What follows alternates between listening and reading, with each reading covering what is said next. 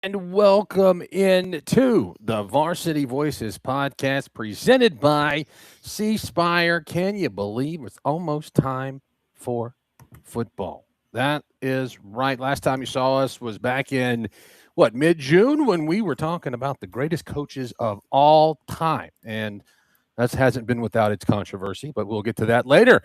We'll talk to you about C Spire connecting you with what matters on and off the field. That's what C Spire is all about, advanced technology for how you live and work. There's more to see. Visit cspire.com. Today, C Spire customer inspired. On this episode, we're going to take a look at 7A, 6A, and 5A and give our predictions and talk about all state teams and all that. But first up, we got to welcome the guys in. Jared Schatz, voice of the Germantown Mavericks, he's back. And the tie. The tie is back. That's Brandon Davis, voice of the Warren Central Vikings. Guys, how have you been this offseason? I'll let Davis have the floor. I mean, he's looking as good as ever. Well, yeah, I've got some new ties. I found them at like a store or something. I'm trying to class up because doesn't that look good? Can y'all see that? The champ is here. Yeah, this guy. Can y'all see that? This guy. Yeah. Can you see that? Oh, that's so beautiful. On his maiden voyage. Great off season. Yeah, I know, ain't that something? Great off season. Just very blessed to be back here. I hope you all are as excited as we are to get this kicked off, and by golly, it's going to be a great season. Yeah, we're just hoping that it cools down a little bit before, here in a couple of weeks. I guess it'll be next Friday is actual first week. You might have some week 0 games this week, but a lot of jamboree games going to be going on this week. And guys, I got to tell you, I was out at Kosciuszko's football practice today out on that turf field. It's brutal. I mean, absolutely brutal. So we're going to be hoping for a cool front by next Friday. Yeah, no, I agree. And I sit, under my porch, and I think I'm just as tired of, watching the geese crap in my yard as Tupelo is of watching that Hail Mary from last year. I think that's a fact. How many people have watched it? I've watched it. Hey, did y'all see? I want to give a shout out to our dear friend Chris Brooks, who did an excellent job in the magazine this year. Did I send y'all the photo of how many Tupelo helmets were around that football before it fell into that receiver from Gulfport's arms? Did y'all see that photo? I did see that. Five. And I think 3 Tupelo players had their hands on the – I'll just send it to you. Yeah, go look at Chris Brooks, Mississippi Gridiron, new magazine, just came out. I think he released it Friday or something. Go take a look at that, one of the earlier, and I know Ty Harden and group do not want to see that, but man alive, yes, Shots. Knock it down! Yeah, knock it down, baby. Every coach was just saying, knock it down, knock it down.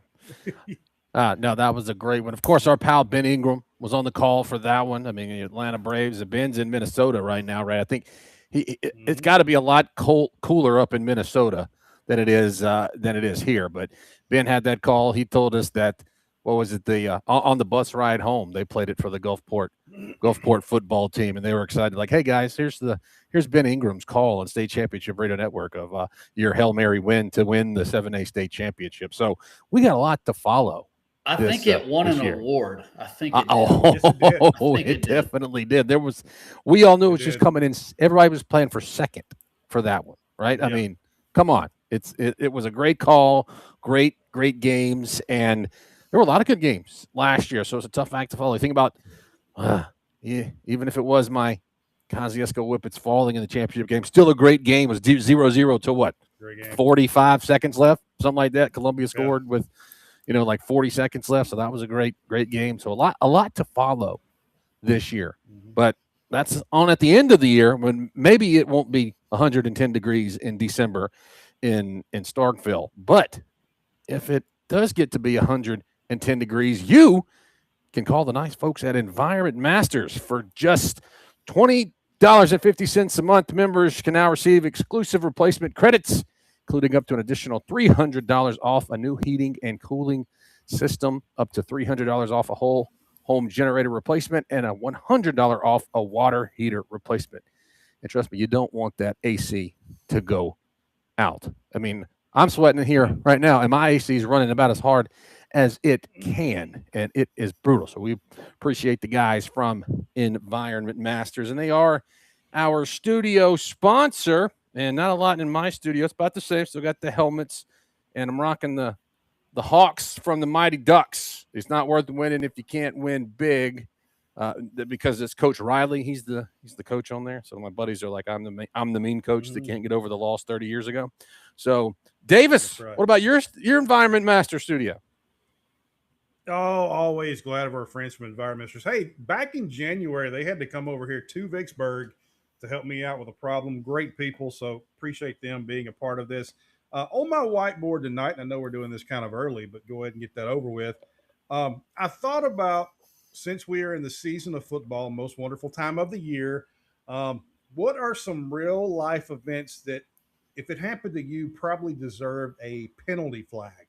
We all have those things. So 5 things that I have. I don't know if you guys can see my board, but the first one at number 5, adding random people to established group chats.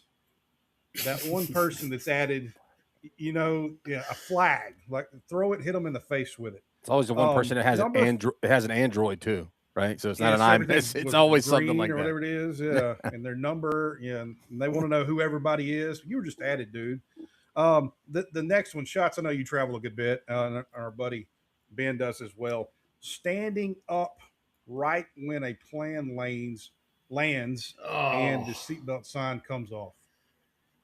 Yeah, like those people deserve a special. That run to the front. That's what you're talking about. What about in the clap? Yeah, like stand up. Yeah, applause.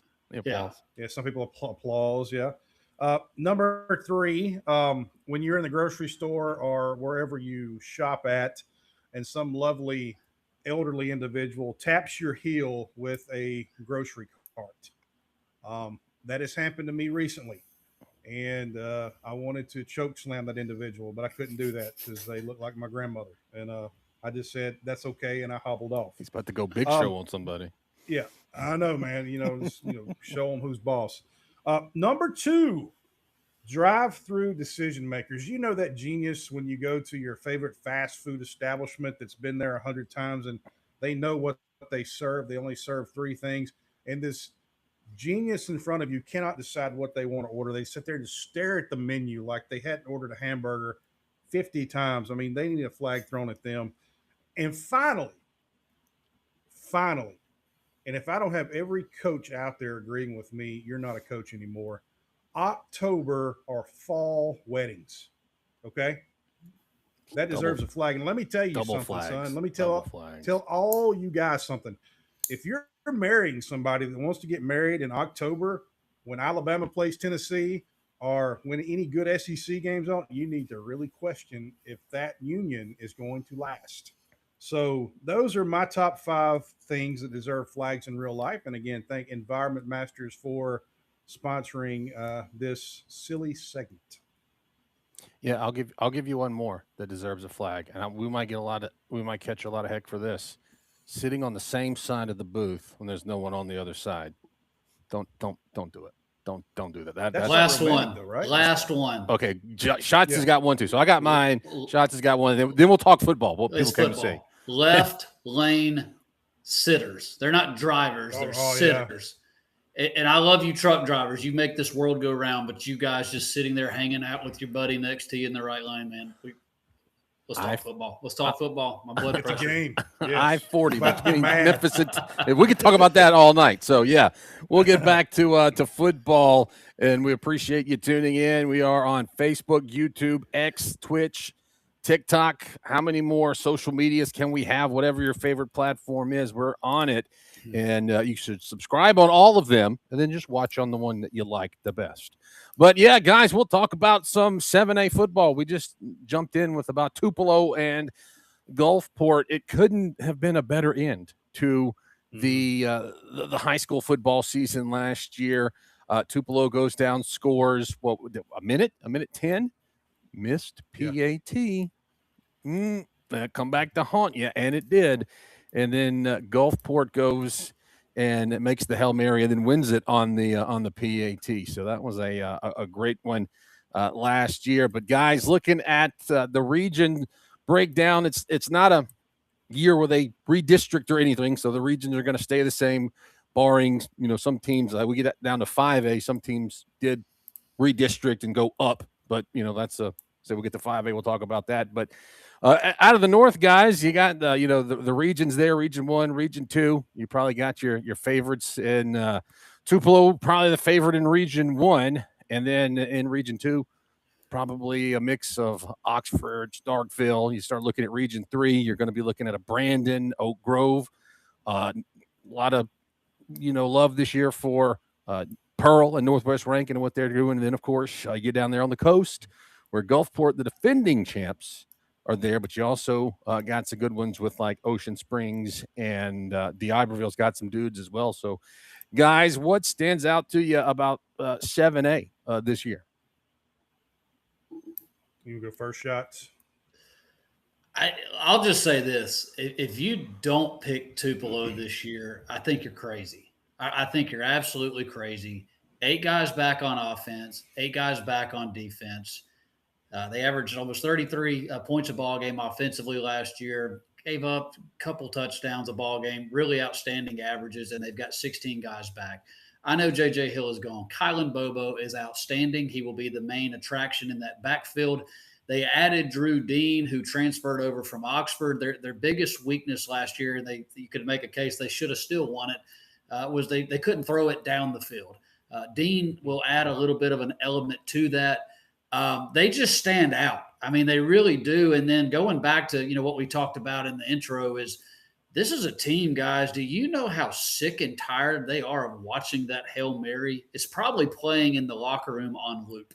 I mean, there's got to be no added motivation to this team. So, I just think with all the talent coming back, adding Drew Dean, the motivation, Ty Harden, he's a great coach. This is a talented ball club. I just think Tupelo has heard about it. They've seen it, and I think they're ready to go. So standing out, I think they're the hands-on favorite. You bring up an excellent point. The team with 16 returners coming back. My question is, playing devil's advocate, if I may, my question is they've seen it so many times. Is it going to press them to the point of they're always thinking about that? And when they get in tough situations, they continue to dwell on that. It's a residual issue that they deal with throughout the season. That's the thing. And maybe not so much in the early onset whenever they're playing their non-region schedule. They do play a very tough non-region slate, but, and they're not going to have a difficult, no disrespect to any team in their region and in Region 1. They are not going to have a difficult time in Region 1. I'm sorry. South Haven may give them a little bit of a run. They're well coached up there.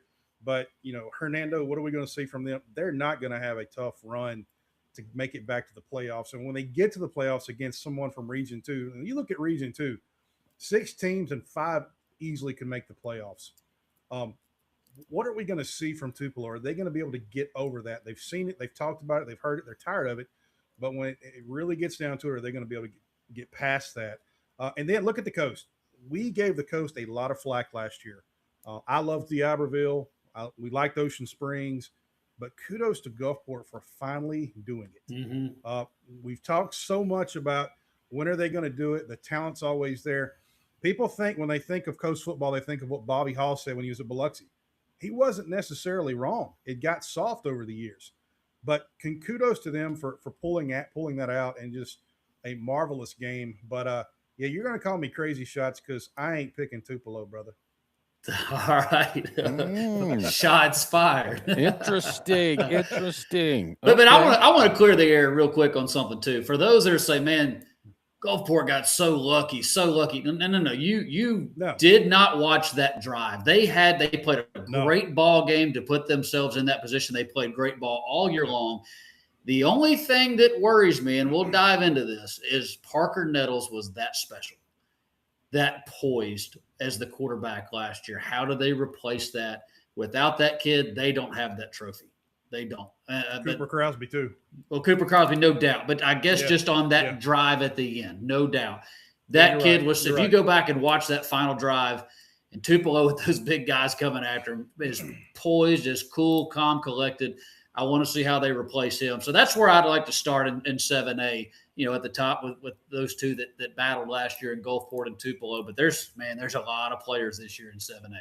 Man, we haven't even talked about Region 3 a lot. That's Murderer's Row right there, guys. About Brandon, Northwest Rankin, Oak Grove, Pearl, Petal, Meridian, always tough. Whoever comes out of that gonna be very battle tested. No doubt. Petal's a team to watch out. Yeah. Go ahead. Yeah. No. Go ahead, Davis. I was actually going to start with Brandon, but it was my second. So go ahead. Yeah, I think Petal's a team to watch out of 3A. It's going to be sneaky. Marcus Bowles been down there. He's one of the top coaches that's ever coached in the state. He's got Caden Beltnick back at quarterback that has just matured throughout the years.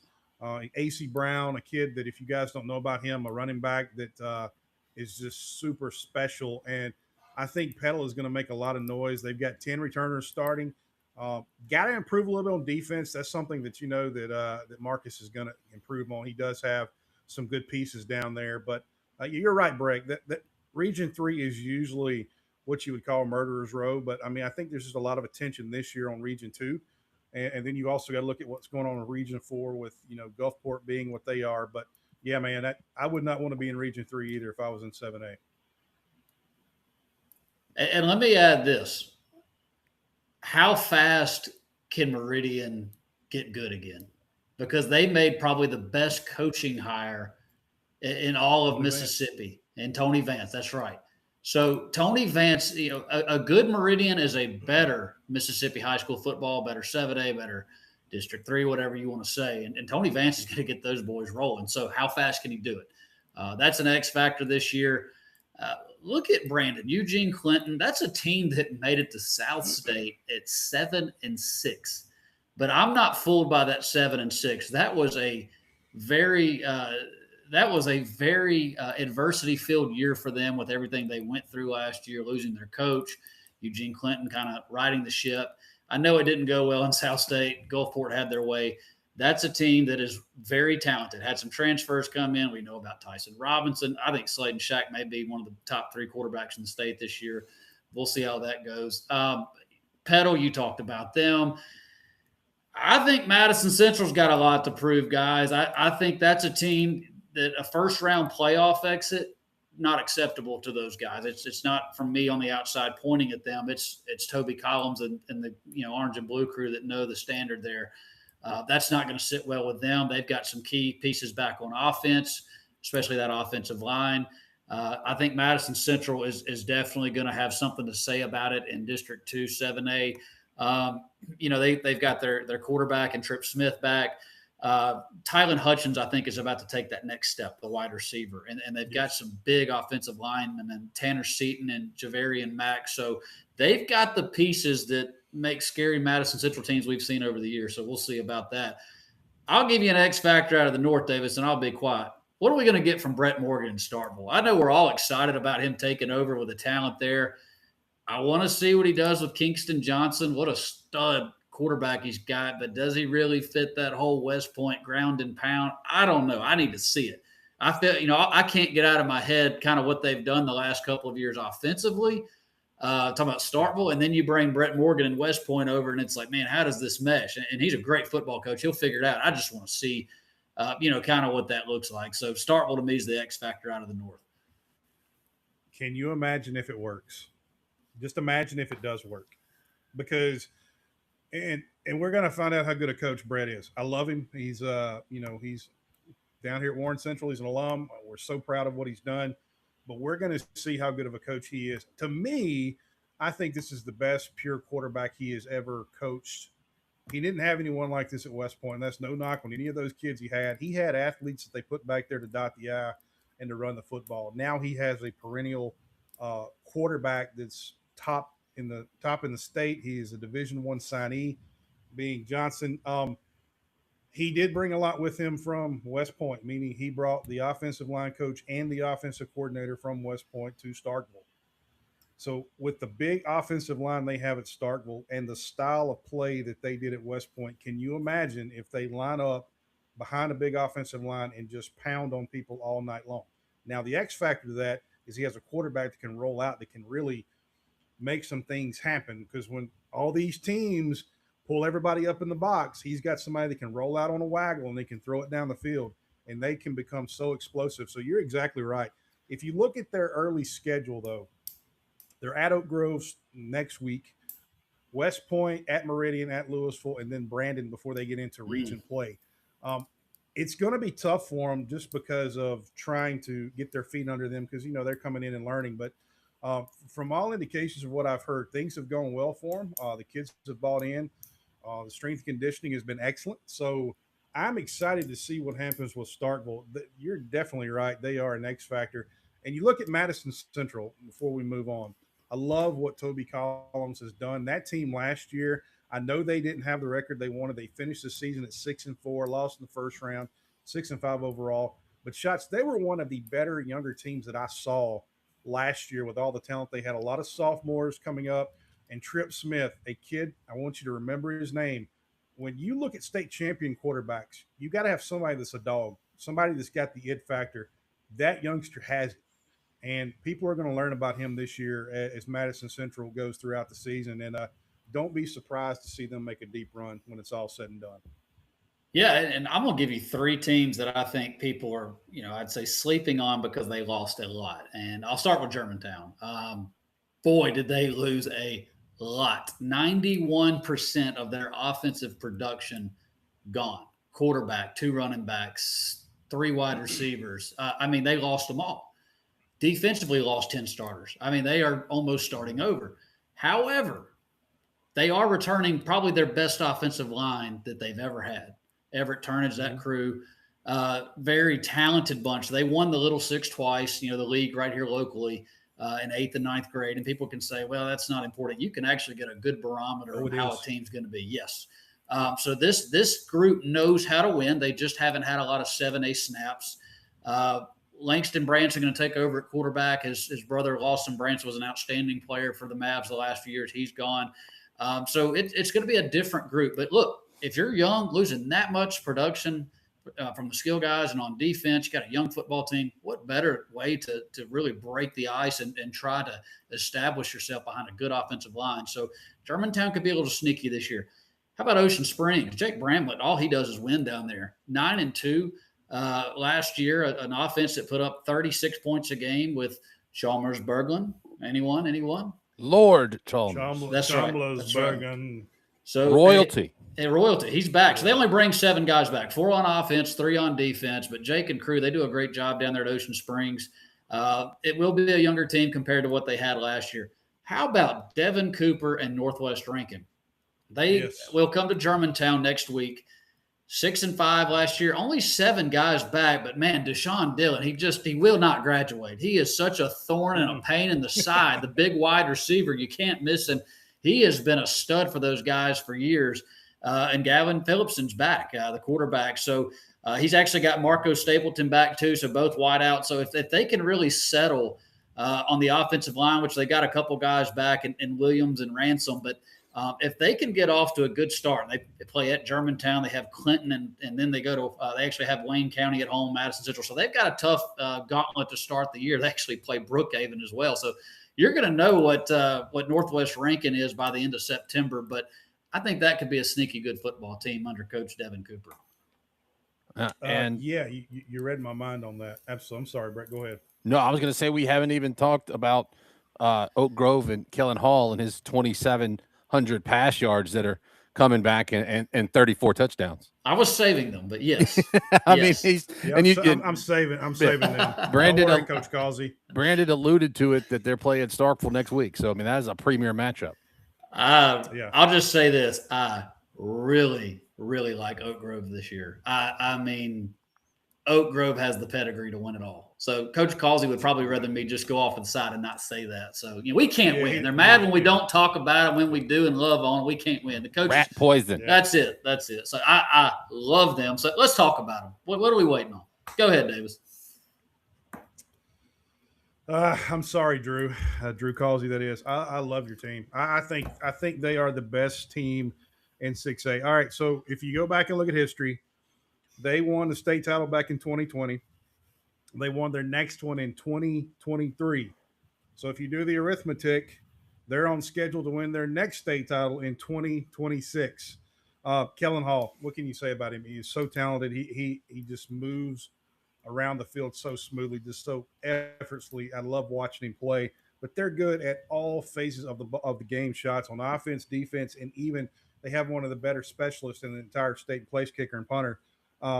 8 on the offense coming back, 7 on defense. They averaged 35 points a game last year, but they're excellent again on all phases. And Drew and his crew just do a great job. Now, you talk about a team that's going to look back on how the playoffs ended for them. We talked about Tupelo and the heartbreak they had. Is it fair for me to say that Oak Grove looked past Brandon in that game? They lost to Brandon in overtime. I think they looked past them. Oak Grove, get mad at me if you like, but nobody expected Brandon to go in with everything that happened to them throughout the year and the team that you had to go into Oak Grove and win that ball game. So I'm thinking that Oak Grove really has a chip on their shoulders with how their season ended. But man, oh man, I know we'll talk about them some more. But yeah, Oak Grove, they are they're top in my book this year. Yeah, I mean, 34 points a ball game last year. The defense was probably the area that they needed going into the offseason, grow up the most. 22 points a game. They surrendered. The offense is already good enough to win it all. They were last year. Yeah. They had some head-scratching games. I saw one with Germantown where Germantown dominated that first half and had a running clock in the second half. You alluded to the Brandon game. There were some head-scratching games, but there were some big wins. They whipped a Hattiesburg team that made a crazy run to the state championship in 6A. This is a football team that, man, they have all the pieces. So I kind of look at it this way. Offense is good enough to win it all. 7 guys back on defense. If that side of the ball can improve just a little bit and the consistency can get a little bit better, this is one of the most complete teams in 7A with those 15 guys back. And then you've got just a stud signal caller there with Kellen Hall. And look, Kellen Hall, like his numbers were outstanding. 2,700 yards and 34 touchdowns last year. Oh, by the way, he's handing off to a 1,000-yard running back in Roman Causey, who had 11 touchdowns. So if they can stay healthy on offense and the defense can just take that next step, man, I really like Oak Grove. I do too. I like Oak Grove. Guys, we talked about the rat poison. Coach Causey then sent the Senators on me. I got a text about the Senators right when we were talking about helping out and chipping into someone's campaign. So Coach Causey done set the federal government, the Senators on us for talking about the Warriors. Man, we better move on before I start getting a text from Tate Reeves. Who knows what's going to be going on? Yeah. But all right, guys. Well, here we go. We'll see that's the Admiral right there. I mean, that's awesome.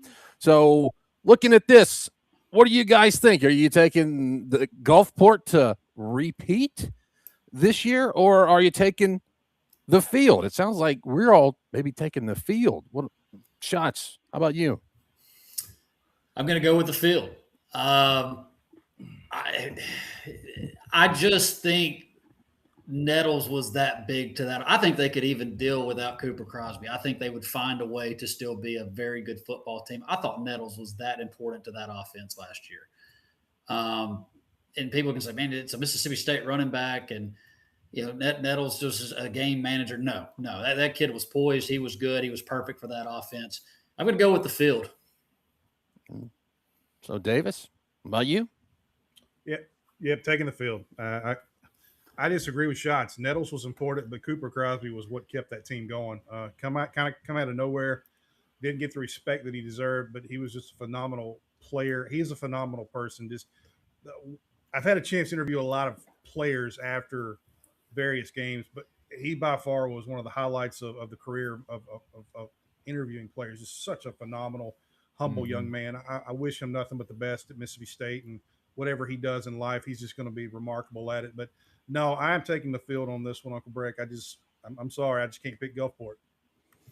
Yeah, I'm going to make it unanimous. I'm going to take the field as well as we move on to our predictions right there. You can see them on the screen across all of ours, and I don't necessarily know if these are a predicted order of finish or just the top 5 teams, whatever you want to claim it is. But Jared, show your work.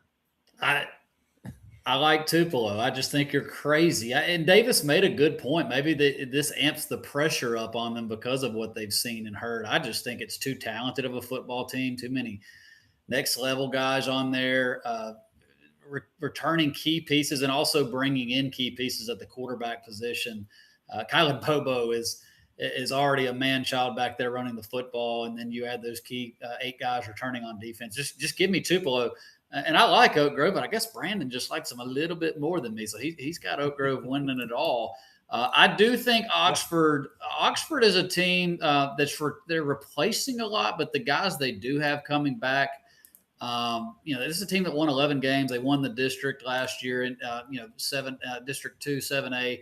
I would say people probably have them lower than me, but I really like the talent they've brought in.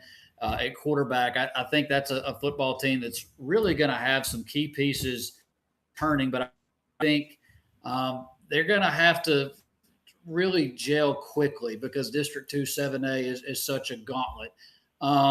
Looking at some of the other teams I've got, Brandon, some people probably don't have them as high as me. I see that, Jake loves them, obviously, even though we'll have to make fun of Jake. Hey, Bulldogs, he did not pick y'all to win it. He had you making the game, but he had you losing to Oxford. And sorry, Jake. And the hair's not here to defend himself. I do think Eugene Clinton and that team is scary. I think they are one of the scariest teams in all of 7A this year with all the pieces they have coming back, especially that offensive backfield. And then Gulfport. Some people say they're probably a little bit too low. They're definitely in my top 5, and then Petal and Madison Central kind of my watch out. Okay, Brandon, show your work. So I love Tupelo. Let's just go ahead and just be honest with you. I love Tupelo. I do think, though, that this is the Hail Mary is going to just be a residual issue that lives with them throughout the year. They're going to get into some very tough playoff games. And I've got Madison Central upsetting them at North State. I love Toby Collins. I love what they do. That's another program that always does well in the Little Six. Their junior high, 9th grade program. They just have a very good farm program over there, and it's always next man up. I like Madison Central to really make some noise. That team is a lot older than what they were last year, obviously, and they're well coached. I think they're going to do well.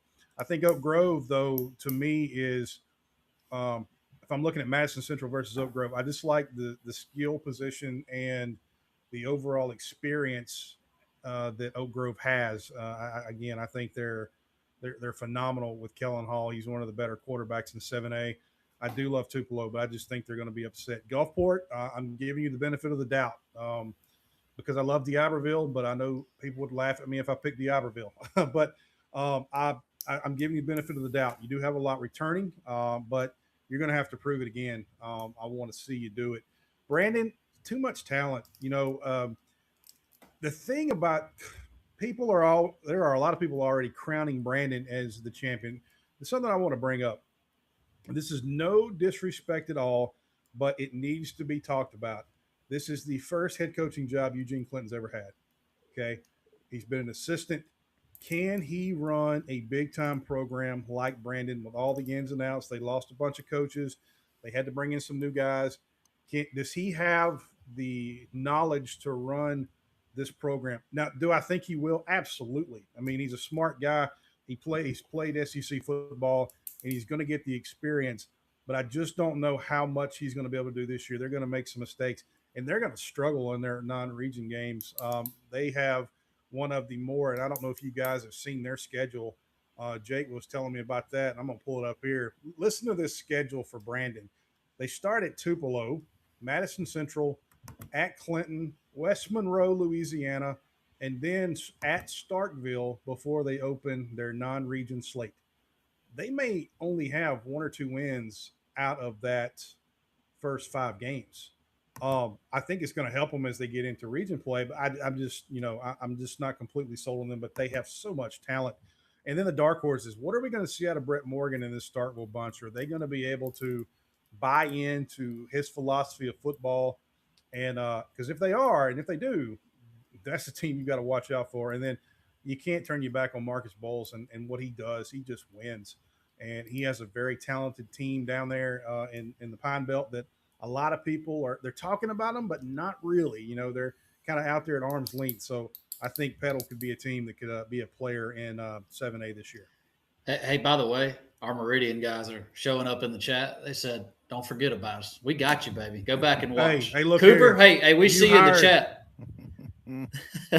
You hired Tony Vance. Hey, look, we were down in Hattiesburg and we ran into Tony Vance in the lobby and just had a wonderful time talking and getting to know Coach Vance. You had a home run hire. Yep. So Meridian, hey, I'm proud and I'm happy for you. That historic stadium with Tony Vance, hey, I'm excited for you. I really am. Mississippi high school football is better when Meridian is good. Bottom line. No doubt about it, man.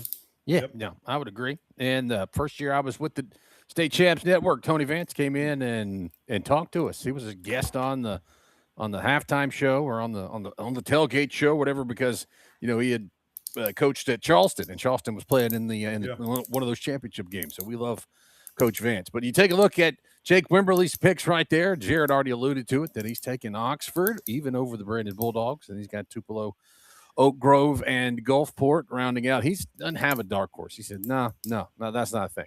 And then take a look at mine, and I'll say what everybody else has said.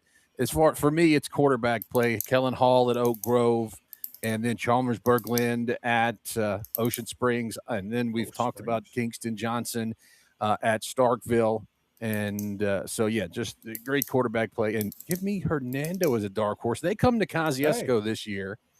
And I've been, kind of preliminary looking and doing my homework. This like game 3.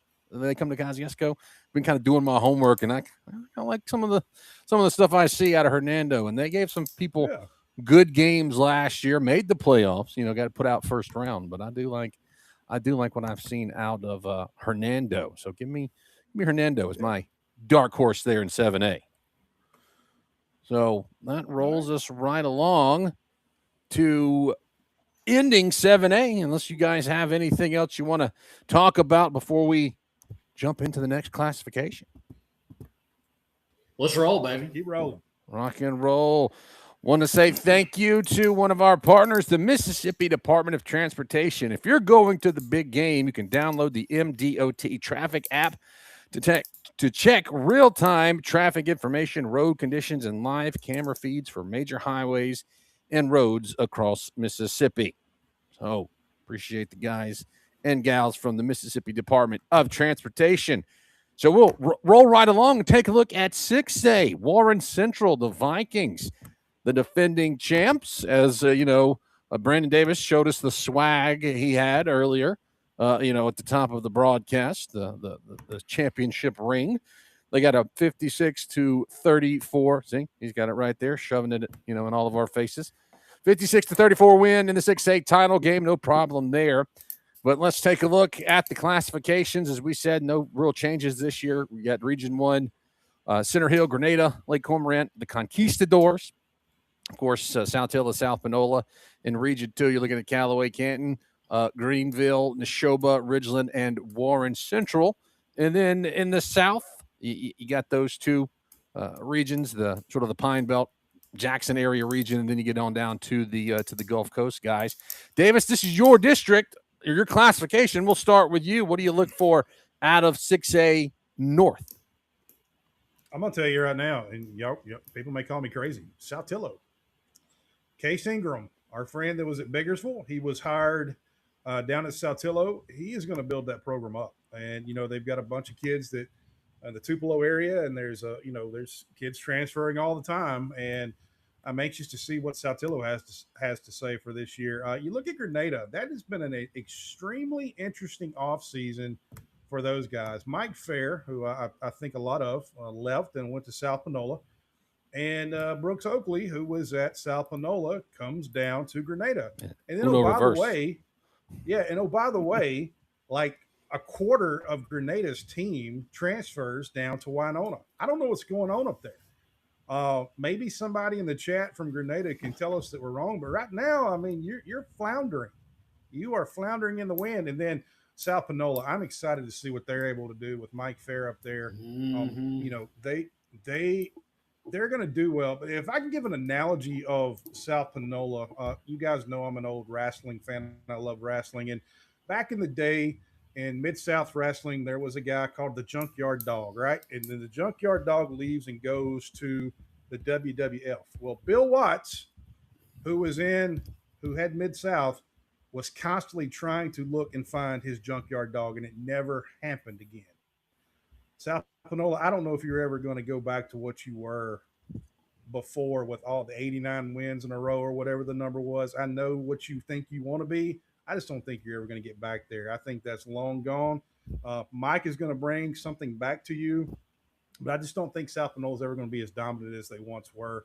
But the team that I love out of Region 1, we saw them in the playoffs last year, leaving the second round. Lake Cormorant, man, I tell you, if they can get their offense together, they are going to be super dangerous. It's a team that's got maybe one of the best defensive players, Rashad Bobo, in the state. They also have some guys on the D-line that is just phenomenal at what they do.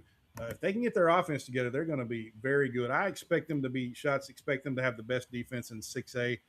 They gave up about 18 points a game, but 9 starters are returning for the Gators up there, so they're going to be special. When you go over and look at Region 2, I mean, the champs are here. Come beat us, okay? We're waiting on you. Now, all jokes aside. For Warren Central, I'm concerned about the interior of the offensive line. What really makes our offense go is the guard play and then the H-back. Well, we lost our guards to graduation and the H-back, so trying to install some new kids. They're working hard, but, they're going to have to gel to get there. And then we lost Jonah Artman, our place kicker, who was a senior, who kicked for us for 4 years. We got a new kid coming in, Nick Lee. He's done a nice job, but Jonah hit some very big kicks for us in some key games. Last year, he kicked a 40-plus yarder in the North State game against Ridgeland, which proved to be the difference. So anxious to see what Warren Central is able to do. Neshoba Central is going to be a good team this year. They have a lot returning. Anxious to see what they do. A good quarterback play. And then Ridgeland. We know Todd McDaniel retired. He's now working over at another school, or he's kind of volunteering at another school we'll talk about here in a minute. But I'm anxious to see what Ridgeland's able to do under Bernard Yule. Great coach that comes to us from Velma Jackson. But what type of offense is he going to run? Now, defensively, they lost a lot. They really struggled trying to stop anyone later in the season. But, they've got 1 starter shots returning on that defense.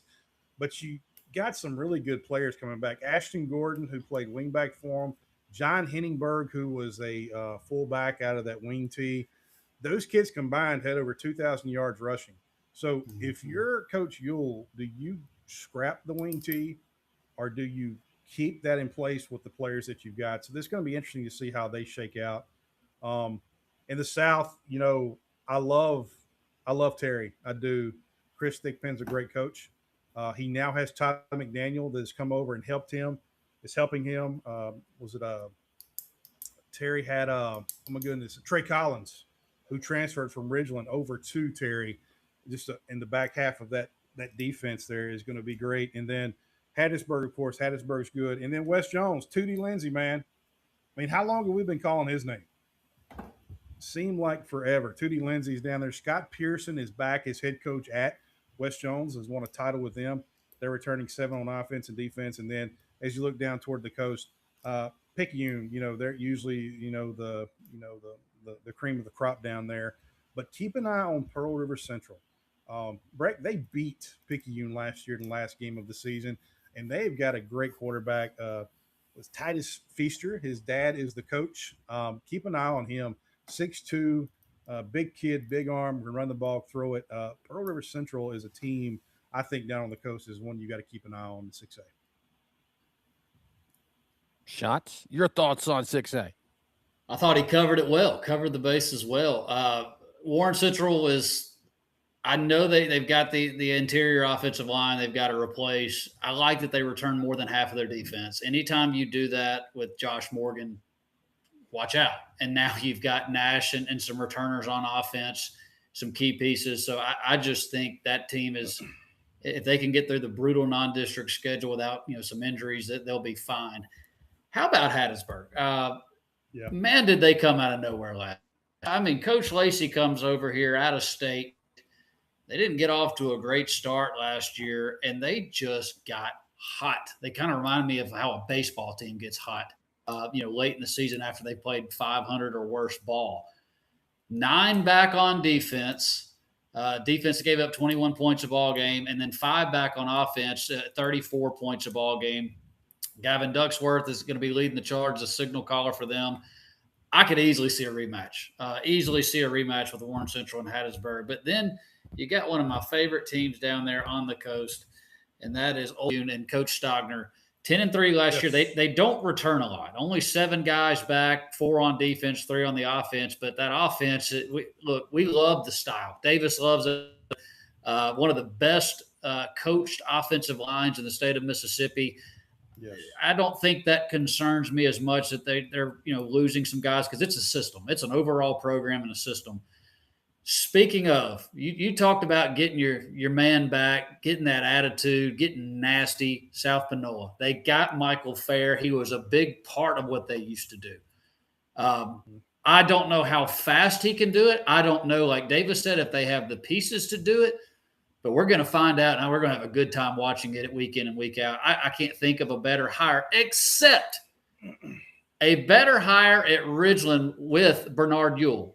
Bobby Hall, prodigy, coached at Madison Central. Here's why he is a perfect fit at Ridgeland. There's talent for days. Ridgeland has been good no matter who's come through there. They just haven't had anybody stay for very long. Well, guess what? This guy and Bernard Ewell, he is so loyal. He was at Velma Jackson for, I believe it was 10 years, and was 85-33. He's a great football coach. This is a perfect hire. I don't know how good Ridgeland will be this year. Like he said, are they going to run the wing T, like Davis said? But I can tell you in the future, give them a year or so, Ridgeland's going to be in the top 5. They're going to be a staple there if he stays. And why wouldn't he? I mean, you see the loyalty. They went and found a loyal coach. Whoever hired that man, you get probably hire of the year along with South Panola and Michael Fair, in my opinion. Watch out for Neshoba, Shannon Ruffin. They got a lot of guys back. 16 guys back off that team last year. They didn't have a great year, 5-7. But you talk about a defense. The Gators at Lake Cormorant, they are for real. And they're going to have 6 guys back on offense. If that offense takes it up just a notch, I wouldn't be shocked if they make a run at it. I really, really like Wes Jones this year with Scott Pearson. We'll see what Brooks Oakley and Grenada can do. By the way, I'm calling out sick from my ball game so I can go watch them play South Panola. You heard it here first. So we'll get the helicopter and join that one. Man, that's going to be – they're going to have to call the National Guard in for that. That's going to be a slobber knocker. It is. And how about Pascagoula? 6-6 last year. I thought really that was going to be their year. Sometimes it's a year late, right, Davis? Sometimes it's a year or two late. Like with Warren Central, their team that was supposed to win it, in the eyes of all that we do and some of the guys, the journalists around the state. Warren Central's was supposed to be, a year or two ago, and they did it last year. So let's see how they can rebound with Pascagoula. Only 9 guys back. That offense last year put up 31 points a ball game and gave up under 20. But again, a lot of guys missing on that defense. So yeah, that's kind of my rundown of 6A. But I do think. It's going to be one of those where I think Warren Central and Hattiesburg have a great chance for a rematch. But Lake Cormorant, man, that's the team. Watch out for them.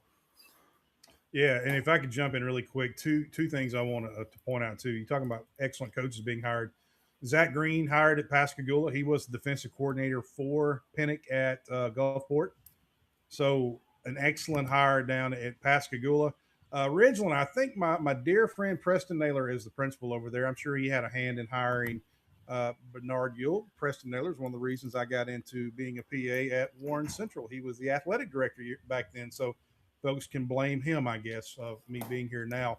But I'm going to tell you guys who I think was the best hire in the entire state that nobody's talking about, Tavares Johnson at Greenville, okay? Mm-hmm. He won state titles at Northside. He's won everywhere that he's been. He was winning and doing good at Vicksburg back when Vicksburg was struggling. So they made a late hire getting Coach Johnson. He recruited my son when he was the coach at Mississippi Delta Community College. Great man. Think the world of him. Very excited about him making his way over to Greenville. Yeah, and I will say that I do like the Vikings as well. And Neshoba Central, I'll get to see them next week. That's who Kosciuszko opens with. They open with the Rockets, And so I'll get a beat on them, and then a few weeks later, get to see another 6A team when Olive Branch comes to town. So we'll see what the Conquistadors have. I think last year they might have scored the most points on that potent Kosciuszko defense, if I remember correctly. So Olive Branch can, they can score some points. They got some guys coming back, but let's look and see. Here we go. So we'll ask you again: Are you taking the champs, Warren Central, or are you taking the field? And since this is your neck of the woods, Brandon, you get to go first. Hey, to be the man, you got to beat the man, as Ric Flair said, and you ain't beating us this year. I'm taking the Vikings again. I know all my coaching friends at Warren Central is going to hate me saying that, but let's get over it. We're no longer the underdog. The target's on your back, man. Shots. The Vikings are the field. Nick Saban said it best: when you climb the mountain, you become the mountain. And he said the first championship is the easiest to win. And then it goes for Gulfport too. Back in 7A, first year they've won it ever, and then Warren Central hasn't won it in 30 years, 30 plus years. So, but all that said, I'm going to Warren Central. And you're right, that's tough for Coach the Morgan coaches over there, and then obviously Nash and all these kids to turn this on and hear that. I like them, man. I think they've got the pieces if they can stay healthy. I love the schedule they play non-district to get ready for district play. But give me the Vikings. I like it. Well, I reckon I'm going to make it unanimous again, and I'm taking the Vikings as well as we get on over here to our picks. And once again, you can see them right there on your screen. It is unanimous. People thinking that Warren Central going to repeat. And so, Brandon Davis, is your phone blowing up right now with coaches, telling you to knock this off? Oh, they're going to tell me you need to shut your mouth. I get it. But look, Nash Morgan's the best player in the state in 6A.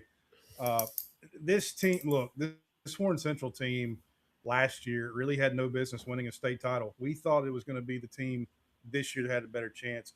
What I like about this team is these kids are coachable, and they have an outstanding coaching staff. And Hattiesburg was throwing the ball all over them. Shots, you saw it. Ducksworth threw for over 440 yards last year in the state title game, and somehow Warren Central was able to pull it out. And it was based off the coaching and the adjustments. They've just done a great job. Josh is going to have these kids humbled, and they're going to be fine. I love Cody Stogner and Picayune. I'm really hoping that we see a Warren Central Picayune state championship game. That might blow the roof off of Starkville if we have that. But Lake Cormorant, I'm going to tell y'all, and Shots, you said it, and we talked about it, if they can get just a little bit of offense, that is going to be one, to my opinion, the most dangerous team in 6A North. I love them. They're tough. The only thing that I think benefits Warren Central in this situation with them is that if Warren Central doesn't make it to the North State game would be back in the lower region this year, so it would be back in Vicksburg at Warren Central. So it would be a home game for Warren Central and North State again. But Hattiesburg, I think Picayune finally gets them. They've kind of been a thorn in the side. They would have to probably go to Picayune and play the South State. I like Cody. I like Xavier Dennis, a kid, 2,800-yard rushing, and they just always have backs down there. They have fullbacks down there. They have linemen down there, some of the best coach offensive linemen in the entire state down there. And then South Panolo. I love Mike Fair. What's he going to bring to the table? What are they going to be able to do? But look out for Scott Pearson and Wes Jones. Tootie Lindsay down there's played, seemed like for years. Pearson's won a state title down there. He knows how to coach defense. He knows how to coach ball altogether. So Wes Jones could make some noise down in the south part of the state. Shots, your thoughts? I mean, we basically have the same teams, maybe a little bit different order. So, and I thought Davis covered it well. But I like Warren Central. They're physical. They play their brand of football, and I think Nash Morgan's going to take that next step as a passer. I know he's probably going to play safety at state, and there are rumors from people I know at Warren Central. Won't name anybody, that maybe he's playing a little safety this year in some spurts. I don't know. Maybe. All right. Anyways, I like Warren Central. I love the Morgans. I love the family over there. They've always been good to me. But I like this team in 2026. Man, coach, those two. Watch out for 2 and 3. Hattiesburg and Lake Cormorant. Those are just dangerous. And then Picayune plays that brand of football like Warren Central, where it's downhill, and you better bring the lunch pail. I think Michael Fair and crew may be a year off, but don't count him out. He will turn it around quickly. And then Wes Jones just kind of lurking with Tootie Lindsay and crew. So yeah, that's kind of how I got it. A lot like Davis. Yeah, and you could see that Jake and Jake and Jared are saying it's going to be a rematch. Warren Central, Hattiesburg, we both got them right there. And Jake and I have Wes Jones and Picayune flip-flopped right there. I've got Wes Jones at 3. He's got Picayune at 3. And then I'm looking at Sal Panola. Like Brandon said, I think Mike Fair getting back up there really going to help out Sal Panola. And then, as Brandon alluded to, give me Terry, with like Terry with Thick Pen, and then you talked about McDaniel coming over, sort of a analyst or whatever you want to call it. Yep. And so give me Terry as a sleeper that could do some damage there as a sleeper. But it seems like we're all in agreement that Warren Central is the team to beat in 6A. As we put a wrap on 6A, we'll talk to you about one of our partners and say thank you to Mississippi Sports Medicine. From game day injuries to everyday aches, Mississippi Sports Medicine is trusted by Ole Miss athletes and schools across the state. More than half of Mississippi's total joint replacement patients. Whether you're on the field or in the stands, get back to what you love fast. Same-day appointments are available and no referral needed. Visit MississippiSportsMedicine.com to schedule an appointment today. Love the folks at Mississippi Sports Medicine. Took care of a family member of mine, torn ACL, and she's getting ready to get back out and get back on the field very, very quickly to recover. But yeah, let's roll right along. Get into 5A, our final classification here in our first episode. And last year, maybe the upset of the week. I don't know. Maybe we'll get to 2A when we talk about East Webster and Heidelberg. But maybe this was the upset that nobody saw coming. West Point, Brookhaven. It was the Panthers winning it 31-19. And guys, last year on the podcast, we talked up West Point like they were invincible. They were the 1980, Russian hockey team, right? No one could beat them. But what happened with the 1980 Russian hockey team? They got beat, right? Mm-hmm. So we talked them up. But they did not have an answer for Brookhaven last year. And so we'll roll through the regions here. And you got Caledonia, Columbus, Lafayette, New Hope, Pontotoc there, and West Point, sort of everybody, West Point and everybody else. And then in Region 2, you got some good teams this year. Holmes County Central getting a lot of publicity, a lot of press for them. Also Florence, the Eagles, they got some guys. I'll see them week 2. I got to go there here in 2 weeks. Cleveland Central, also a big one. So that's the north. You're looking in the south, of course, Brookhaven, Laurel, Tornadoes. They're always good. And then you got North Pike, South Jones, Summerall. And then you get down to the coast with East Central, the Tornadoes of Purvis. You got Van Cleve and Wayne County and Stone, the Tomcats. One of my favorite mascots in the state of Mississippi, the Tomcats. So, guys, what are you looking at in 5A? Shots, you get to go first this time. You did a great job of naming teams, but you forgot one. You forgot one. Yes, who did he forget, Davis? Lanier. Hey! Yes, he did. Oh, man, what a story. A lot of publications have those guys, top 25. I know Chris Brooks and the magazine, they do an outstanding job with Brandon Shields and crew. They had them in the top 25 of their magazine, and I had to just acknowledge it and admire it. I was. Did they go 5-0 last year? Was it 5-0, 6-0, something like that? Yeah, something like that. Start. I had a big smile on my face when I saw him in that top 25. Yeah, man, Coach Kelly. I mean, that just caught my eye. So I know Brookhaven, stole. And look, the thing about Brookhaven that I think caught all of our attention in that championship game, we knew they were good. We knew they had some guys. They had some dogs on defense. They had some ballers, obviously, in quarterback and Jaden Allen and crew. But it was how they beat West Point, how they finished them off. They beat them at their own game, and West Point knew it. You could see it in their eyes, their body language. What a special team. Derwin Fields, you're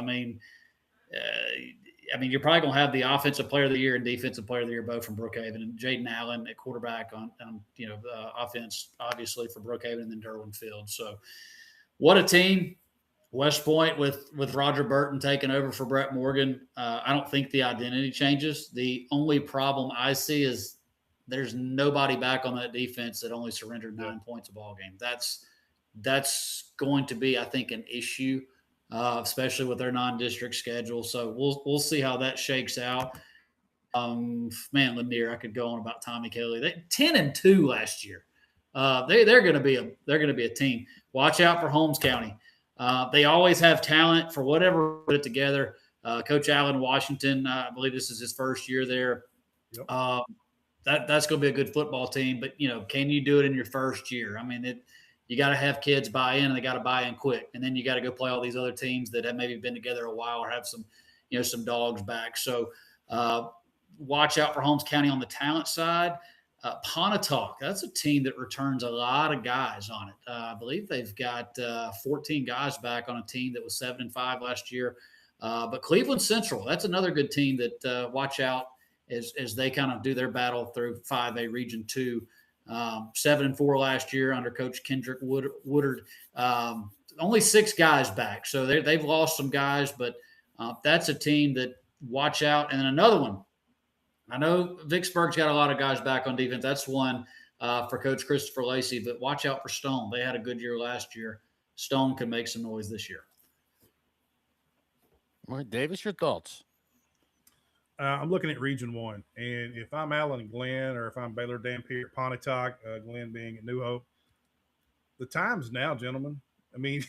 If you were going to do it, if you were going to beat West Point, now is the time to do it. Schatz mentioned no one returning on defense. Roger Burton's been on that staff for a long time. He's a great coach. He's done a great job with Chambliss and with Brett, but he's taking over a program, and he's trying to pull some things back together. Have to get a new offensive coordinator, offensive line coach. Nobody's returning on defense, so they're going to have to piecemeal that, put that back out on the field. And New Hope, if you look at what New Hope did last year, their only loss was to West Point. They lost 38-7 in region play, and this is a team from New Hope that's returning 12 kids. And offensively, shots very quietly up there, averaged almost 38 points a ball game last year were the Trojans. So I'm looking at what New Hope's going to be able to do. Pontotoc's got one of the better linemen in the state, Gage Luther. I like him. He's a dog. I think he plays tackle. Really, I think he'll probably move inside as more of a guard. He's just one of those lunch pail, nasty type kids on the offensive line for Coach Dampier, and I mean that with the most respect. You talked about them having 14 kids back, but those two teams, in my opinion, now is the time. If you want to beat West Point, now is the time to do it. Love Cleveland Central, Holmes County Central. I think Holmes County Central is going to surprise a lot of people this year. Tommy Kelly and Lanier, people were making fun of Lanier when they hired him, and the press conference they had and all the stuff they did. And what did he do? He just didn't care. He came out and punched people in the mouth. That was a great story. And I don't think it was a one-hit wonder either. With the talent they have coming back, averaging 30 points a game, one of the best defenses in 5A football, only yielding 12 points a game. They have a lot of kids coming back. They're learning how to win over there. They've always been a basketball school, but they're learning how to win. And Coach Kelly's instilling the confidence in them to win. Provine, I don't really know what we're going to see out of Provine. A storied program that you want to see these JPS schools doing well. That's why I was so excited to see what Lanier's doing. But I'm going to tell you, I like Vicksburg, and I know people, well, you like Vicksburg. I do. I think that, they're going to have one of the better defenses in all of 5A football, 10 starters coming back. And I'm anxious to see the quarterback play. They're going to have a big kid lining up to take the snaps. I call him TJ. I've known him since he was knee-high to a grasshopper. Deontay Selvey Jr. He's a big bodied kid, and he's going to be lined up taking snaps there at quarterback. I'm anxious to see what they're able to do on offense. But I tell you what, defense, they are loaded. Wallace Curry, Jalen Smith, they've got some kids in the backfield. Landon Prentice and some other kids that's going to be in the back end of that defense. They're going to be salty being Vicksburg, and they're very well coached with Chris Lacey. Looking down in the South, Brookhaven, I'm sorry, Coach Dorsey, I was wrong. I was wrong. Hey, I'll eat my crow here. Loaded team coming back. I think they're probably the cream of the crop in 5A football right now. Anxious to see what South Jones and Summerall has. Summerall had a very good season last year, and I think they won 7 ball games down there, down in Summerall. Baseball school, don't really think of football when you think of Summerall, but they had a very good season last year. And then looking toward the coast, I like Wayne County. They're making some changes. New head coach down there, Tracy Lampley's coming home. And Stone is very good. Jacob Adcock has done a great job. Won 8 games last year with that Stone group out of Wiggins. They got 11 players coming back. Defense was pretty good. They only gave up about 15 points a game. And Stone's going to be a team. They're going to make the playoffs. But curious to see what they're able to do. But excited to see what Wayne County does. And, of course, Kevin Fant's going to have Van Cleve ready to go. They didn't quite have the season they wanted last year, but Fant's a great coach, and those kids play hard for him down there. Yeah, I like Holmes County Central. I think they got a good, they gave Louisville a good run last year, and they got some talent over there. And then down in the South, I like Stone. And one thing to mention here about Region 2, and I'm not 100% sure, but the Leak schools that combine Leak Central and Leak County, they technically moved up to 5A. But I don't know if they're allowing them to play region. You know how that is. Sometimes they get, punished for redistricting or consolidating. So they give them a schedule, but they might not be eligible for playoffs. But if they were going to play, I know they are playing a lot of teams in that region too. So as I said, it can be kind of difficult because as Kosciuszko lost a team, we were on their schedule, and now we're not on their schedule. That's why Kosciuszko's playing Hernando this year. But that is where there will be another 5A team in they're just calling it Leak High School now. So I believe they're going to be, once everything does redistrict, they'll be slotted there in that Region 2 spot. But we'll move right along, guys. Or what are you thinking? Are you taking Brookhaven or are you taking the field? Shots. What do you think? How do you go against them? Yeah. Look at everything they have back. I have stuck in my mind from championship weekend how physical that bunch was, offensively, defensively. That is a complete football team. So yeah, give me the Panthers to repeat. Okay, Davis, how about you? The rich get richer. Something that people aren't talking a lot about. They got in a transfer running back from Lloyd Star, Jordan Keys, that we talked a lot about, 2,000-yard rusher. He is now a Brookhaven Panther with all the talent that Darian Dorsey has, and then you add a 2,000-yard rusher to probably a better offensive line than what he played behind at Lloyd Star. I know a bigger offensive line than what he played behind at Lloyd Star.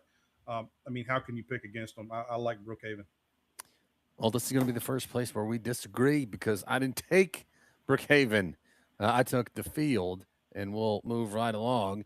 And you can see who that I took over the Panthers there. I go back with the Green Wave. I think it's one of those. You guys talked about Tupelo being tired of hearing the Hail Mary.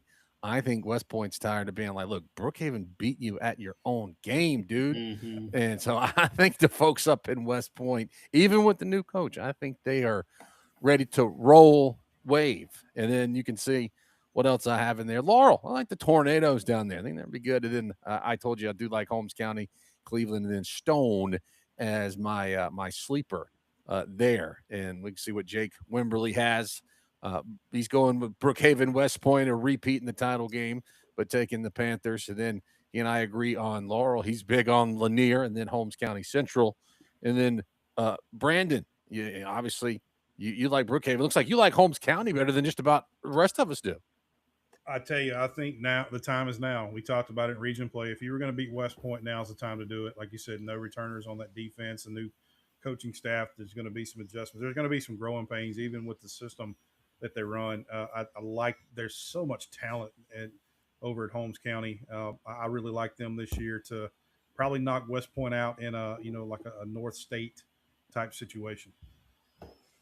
Okay, so shots. So what about? Looks like you're good. You got Laurel in there, and you did mention a little bit about Pontotoc as your dark horse. Yeah, Pontotoc got a lot of guys back, and like Davis said, if you're going to make your move, it's now. Ryan Ernest and crew, they've got 5 guys back on offense, 5 on defense. He's an offensive coach, and I don't think they had the offensive showing they wanted to have last year. That was an offense that only averaged under 17 points a game. Ryan Ernest is a great offensive coach. Defensively, not a bad unit. Gave up 20 points, less than 20 points a ball game. So they got some key pieces back there. I think that offense takes the next step.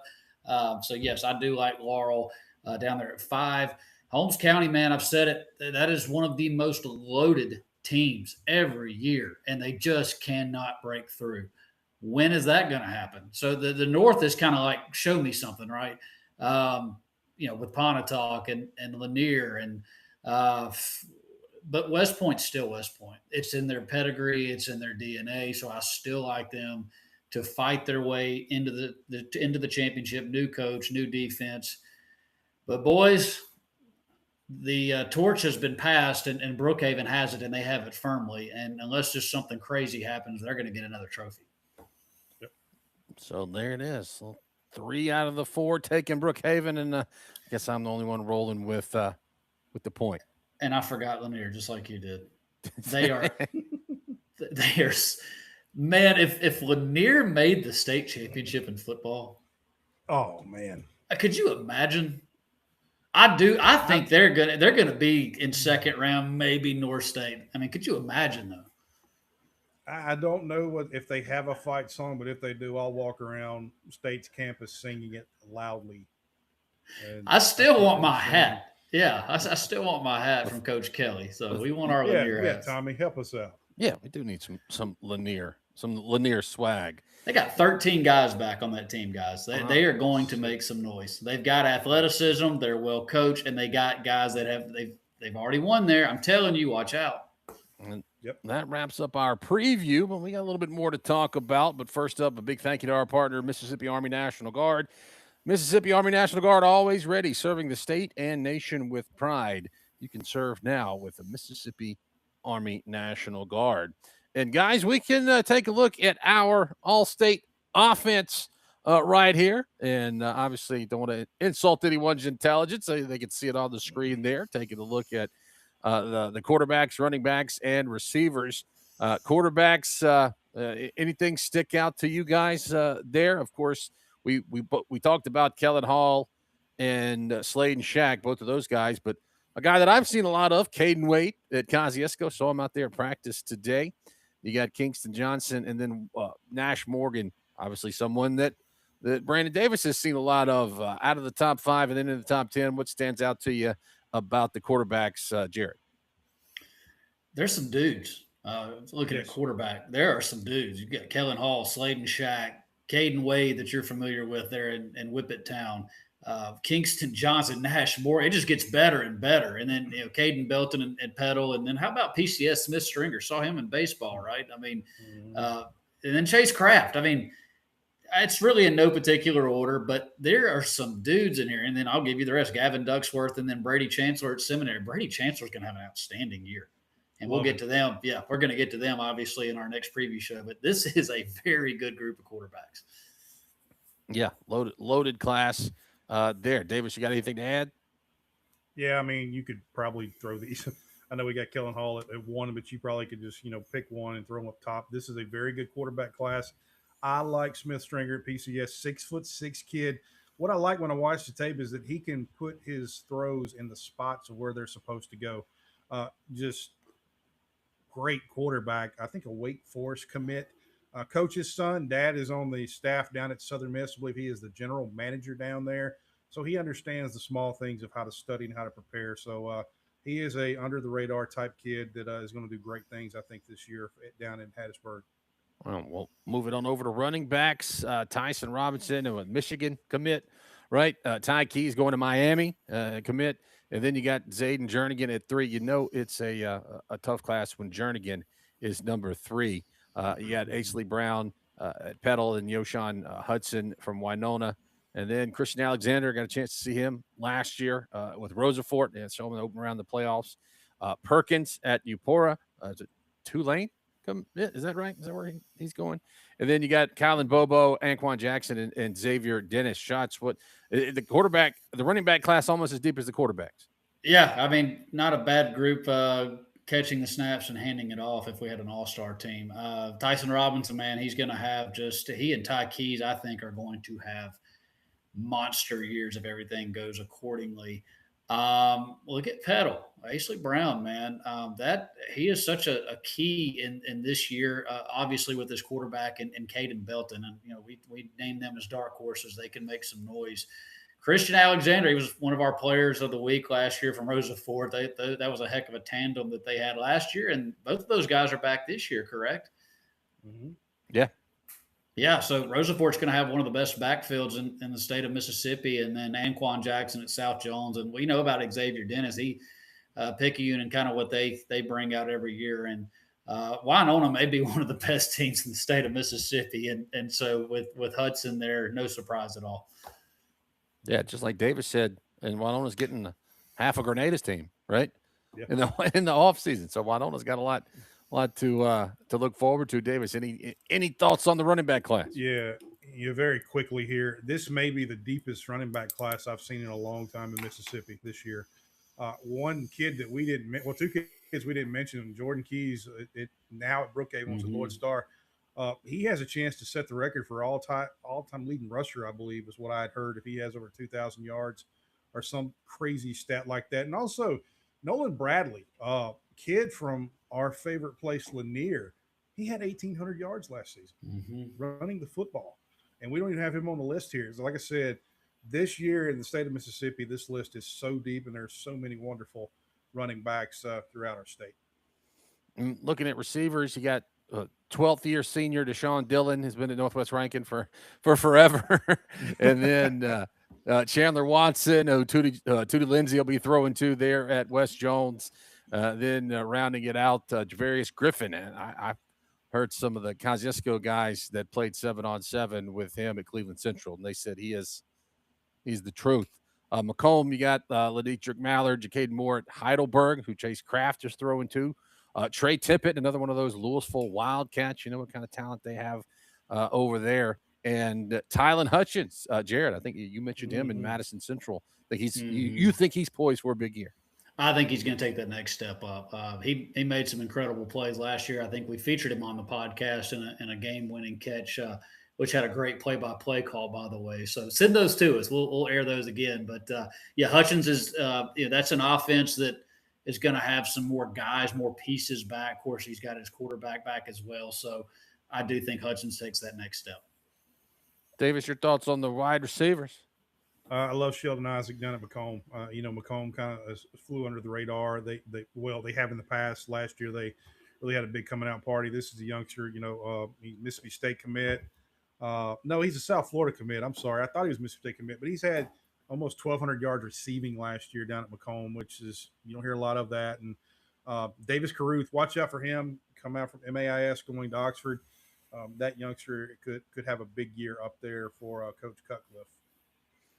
Keep it rocking and rolling. You got tight ends and offensive line here. Tight ends, Trevor Frost from Gulfport. And you got a lot of guys on the coast there. What is it about the coast? Got them tight ends. Gulfport, past Christian, past Kagula. Ethan Durham from up in Tishomingo County. I know Jackson Schuler from right here in Kosciuszko. Then you got Elijah Kirby from South Panola, Caden Jones at Bruce, and Chase Gathings from Meridian. Shots, anything about the tight ends? I'll let you handle your boy Schuler, but he is one of my favorites.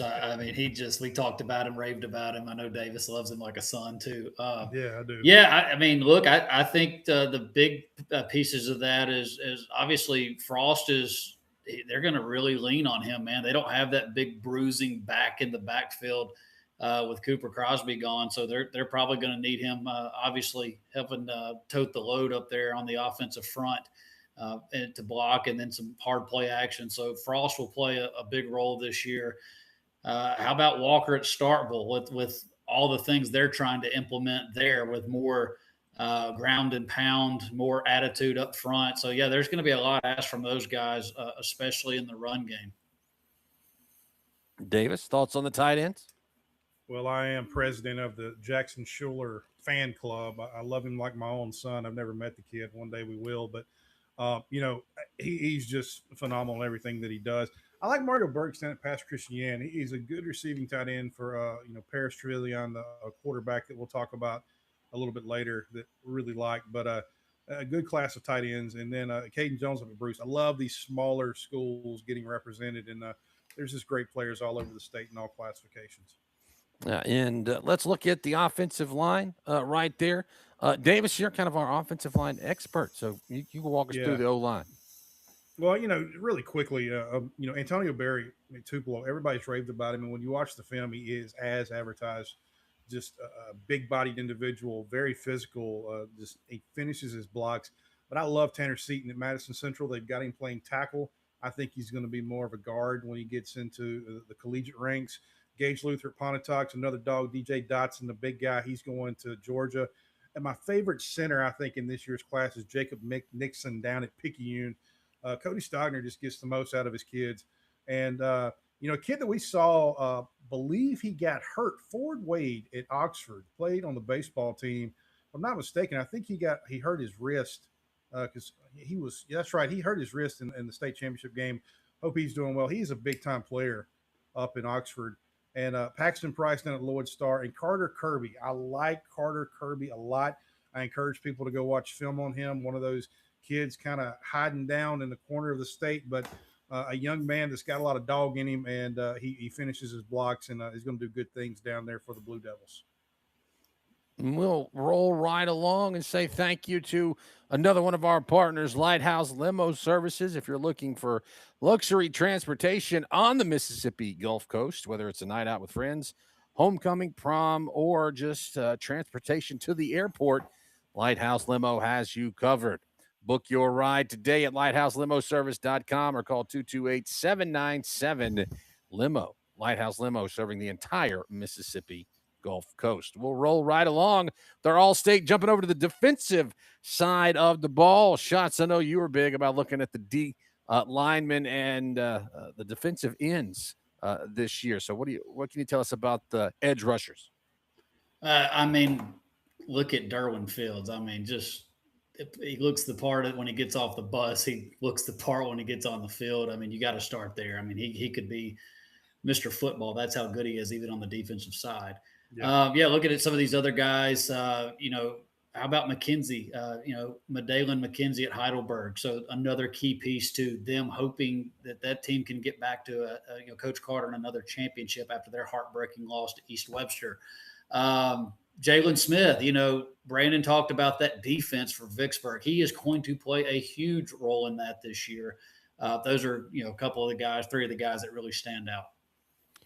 Yeah, and I can tell you about the defensive tackles because I've seen two of them, and I'll get to see two of them again this year. Mitchell Turner and Ben Jarvis Shoemaker. Mitchell Turner from Louisville, got to see him twice last year. Don't want to see him anymore. He's big, committed to Ole Miss, and he is a beast along that defensive line. And then Ben Jarvis Shoemaker, also committed to Ole Miss, right up the road from us in Choctaw County. I think it's 2 out of 3 weeks. I think Kosciuszko has Choctaw County and then another game and then Louisville. So 2 out of 3 weeks, we got to face these guys. But then you look on down at Sam Lejeune down in Poplarville, and it's one of those, these could be 1A, 1B, 1C kind of thing with those guys. And then at Lanier, we've been talking about Lanier, Gracie Carson there. And, of course, what Starkville and Gulfport have with Daniel Jordan and Lawrence Robertson, not Lawrence Roberts, he was a basketball player,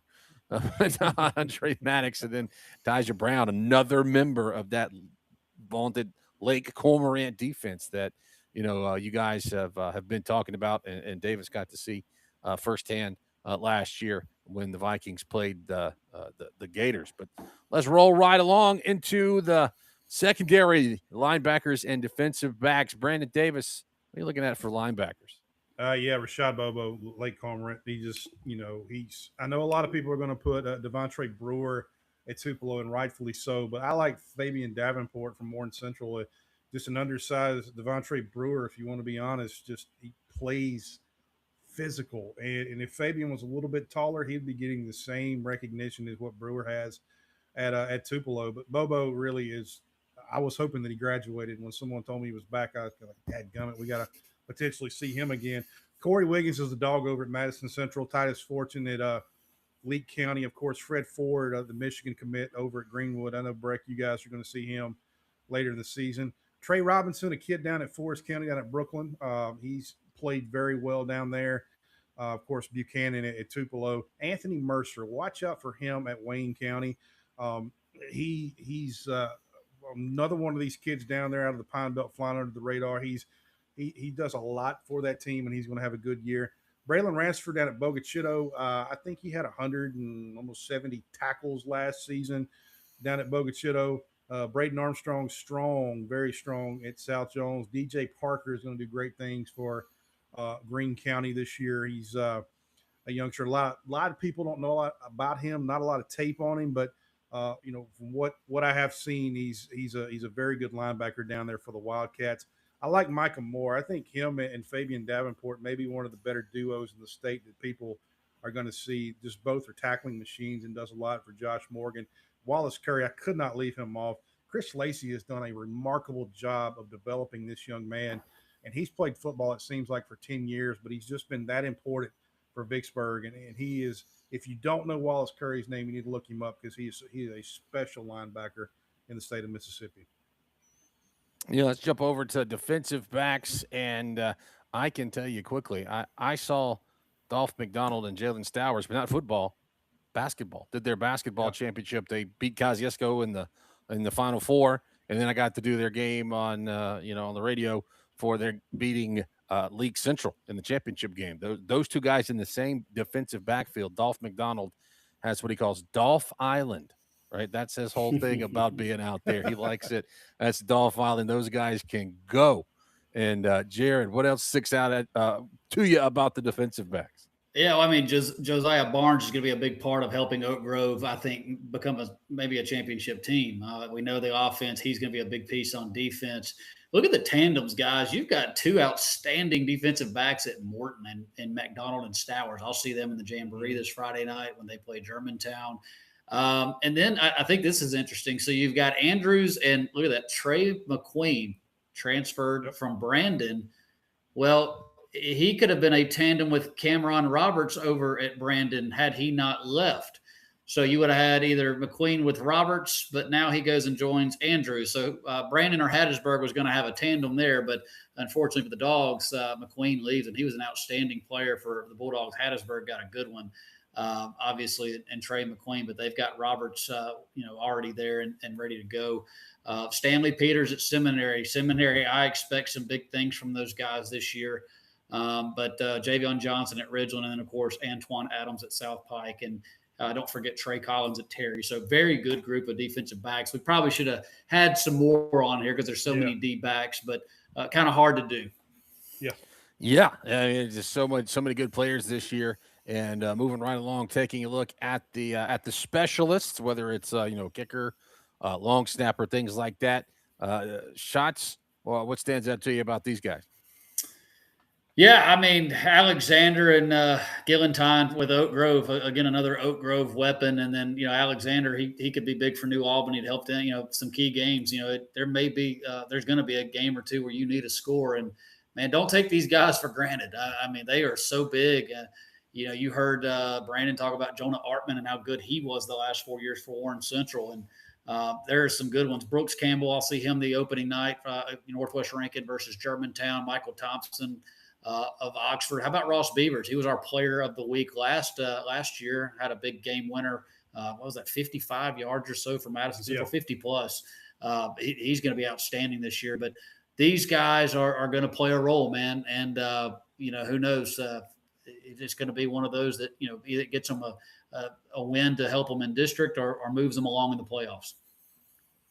I saw Griffin Carmichael last year, Carnt, third round of the playoffs, and he's got a leg. We were thinking if they we were watching him in warmups. If he gets across midfield, they're good to go. And that's the only scoring they had. Guys just got that good defense. It was 14-3. And how about Parker Platt?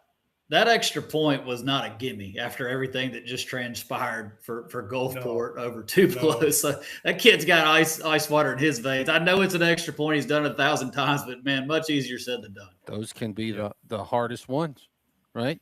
Well, that is a wrap on this episode. Thanks for joining us. I want to say one more thank you to C Spire, one team all in for you. Get game-changing technology today, backed by dedicated experts based right here in your community. Find out more at cspire.com. C Spire, customer inspired. So, guys, that was our look at 7A, 6A, and 5A, and that's not even half. A lot of stuff. That's not even half of the classifications. Yeah. We've still got 4 more to go, which we're going to do here in a little bit. We're going to take a little break and maybe stretch and maybe go find out why maybe I call Environment Masters and find out why my AC has not kicked on today. It's hot back here in the Breakfast Show studio back here.